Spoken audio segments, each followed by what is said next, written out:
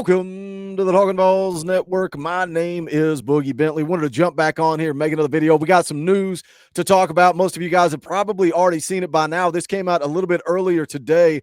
Chris Lowe of ESPN reports that Tennessee and defensive coordinator Tim Banks are finalizing an extension for him to remain with the Vols. Now, we saw Tim Banks, saw his name floated around a little bit with the Miami job. We saw his name floating around with the Clemson job. I think what it comes down to was money, right? Tim Banks, his contract wasn't renewed. It was set to expire at the end of this month. I think his agent was using that for leverage to get Tim Banks a little bit more money. But the bottom line is he will be back as the defensive coordinator for the 2025 season. And I know that's going to break some of your hearts. Some of you guys are going to be upset. Some of you guys are ready to move on from Tim Banks. We've been arguing about it for weeks, and I don't think I'm going to change your mind. I think one thing we can agree on, we want to see Tim Banks be more aggressive, right? We want to see him get after it when you're going against the teams where you feel like maybe you're outmatched, when you're playing against the Georgias and the Ohio States. But I feel like 2025 is a crossroads for Josh Heupel. It's a crossroads for this coaching staff, Joey Halzle, Tim Banks. I think we got to take a step in 2025. If you asked me before the season, I said, hey, 10-2 college football playoff, everything else, icing on the cake. But the way you went out there and got embarrassed by Ohio State, that's what's got this sour taste in our mouths. We got to get back on the football field. We got to take a step in 2025. And I don't think it's really the best move to replace your defensive coordinator, to bring in an entirely different system, verbiage.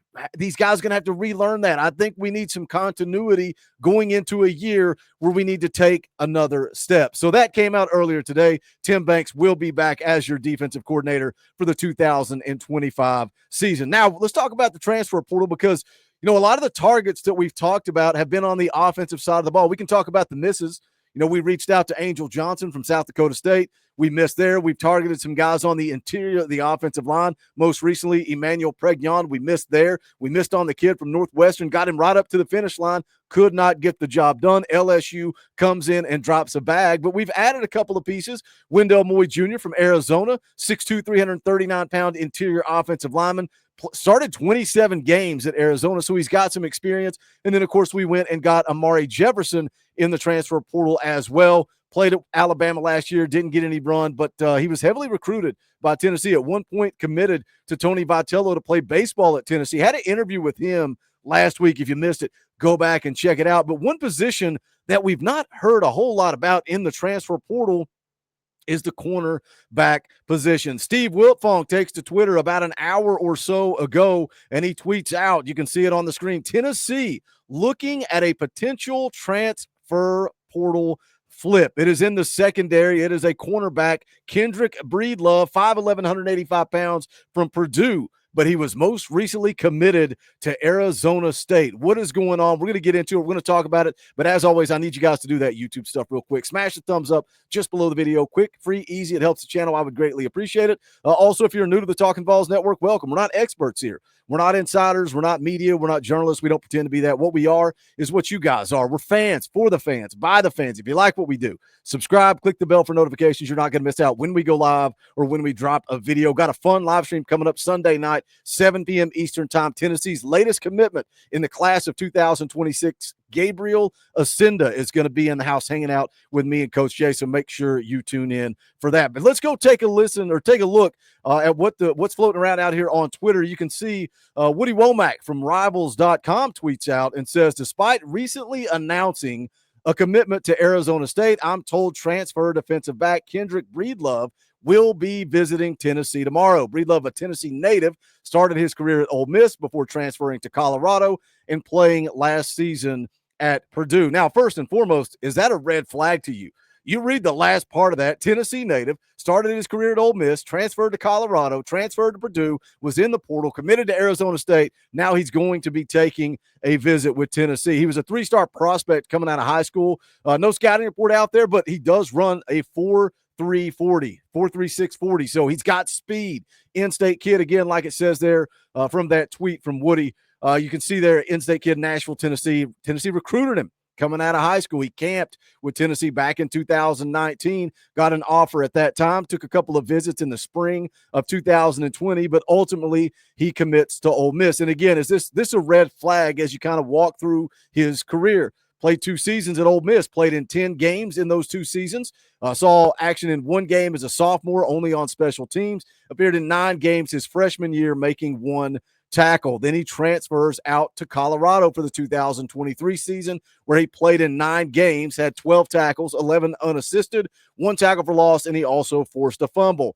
Right back into the transfer portal again, transfers to Purdue, where this past season he started 11 games, finished with 40 tackles, 2 tackles for loss, and led Purdue with 3 interceptions. But again, jumps right back in the portal. So he's looking to be at his 4th team in 4 years, but also throw in the fact that he just committed to Arizona State last week, but he is going to be visiting Tennessee coming up on Thursday. Of course, you see there Woody Womack confirming the visit. Steve Wiltfong also confirmed the visit in the article over at On3. The article actually says one source told Steve Wiltfong that Breedlove is still supposed to go there, meaning Arizona State, but Tennessee is trying to steal him. So I wanted to put out a video and talk about this. Very interesting, right? We've heard that Tennessee wants to add guys on the interior of the offensive line. We've seen that with Wendell Moy Jr.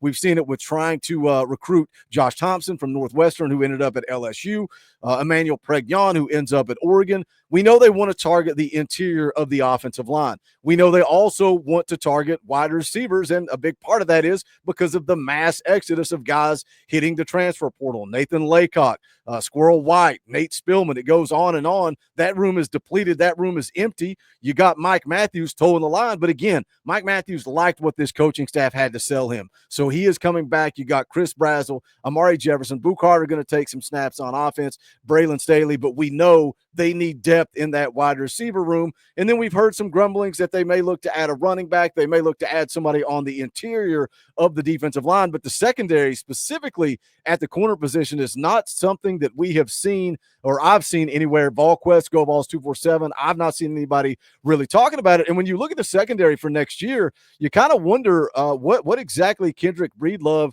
is looking for here, because you got Jermod McCoy and Ricky Gibson coming back. They're going to be your lockdown corners. Those are your guys. But then you got the star position with Boo Carter. Is he a guy that could maybe bring some versatility? Is he a guy that could play safety? Is he a guy that could play the star position? He's listed as a true corner over at Purdue on their website for his roster bio. But you look at the 2 deep, is he looking to be maybe in that second rotation? We know that Tim Banks is going to rotate guys on defense. We know Coach Garner is really going to rotate that defensive line, but we've seen Tim Banks rotate guys at the linebacker position and more frequently now in the secondary as they add talent. But again, coming back next year, you got Jermod McCoy, you got Ricky Gibson, you added Jalen McMurray via the transfer portal last year. And then maybe at that other corner position, you've got Caleb Beasley, who will be going to his 2nd year at Tennessee. You got Marcus Gorey Jr. Just interesting to see what that room looks like. But I wanted to put out an update, let you guys know, because I saw it floating around on Twitter. Nelson hit me up and said, Boogie, did you see this? Kendrick Breedlove is going to be taking a visit to Tennessee on Thursday. Again, jump in the comment section. Let's talk about it. Is it a red flag? Is it a red flag that he commits to Ole Miss out of high school, plays 2 seasons there, jumps in the portal, ends up at Colorado, jumps in the portal, ends up at Purdue, jumps in the portal, commits to Arizona State, but now he is going to take a visit to Tennessee? Is this the type of player? You guys talk about dropping the bag. Is this the type of player that you would drop the bag on? Just interesting to me. Jump in the comment section. Let's talk about it. As always, smash that thumbs up on the way out the door. Go check out the official merchandise of the Talkin VAWLS Network. You can go to bonfire.com/store/Talkin VAWLS. You can also support the channel by hitting that join button right down below. It's right there beside subscribe. You can do it for as little as $1 per month. We talk about being for the fans, by the fans. It is also fan funded. This show does not exist without your support. There's links in the description as well, where you can grab the merchandise or join the channel. We're grateful for all of you that support what we are doing around here. But that is going to do it for this one. Make sure you smash the thumbs up on the way out the door. Jump in the comment section. Let's talk about it, because this is the Talkin VAWLS Network. My name is Boogie Bentley. Go Big Orange.